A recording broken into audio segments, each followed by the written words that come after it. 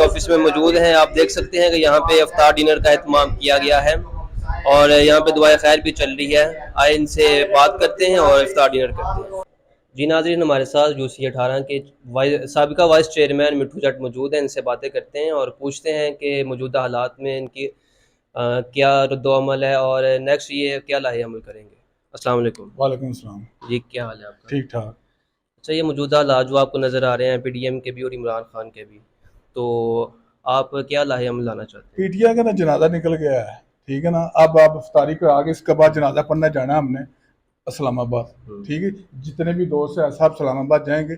कोस्टरें बाहर खड़ी हुई हैं, ये बस इफ्तारी करनी है। यहाँ इफ्तारी करके मगरिब ऐशा के बाद जनाजा पढ़ना हमने वहाँ इस्लामाबाद।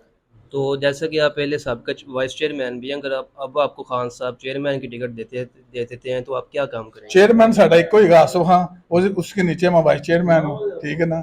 वो भाई है हमारा, वो चेयरमैन है, हम वाइस चेयरमैन है, ठीक है।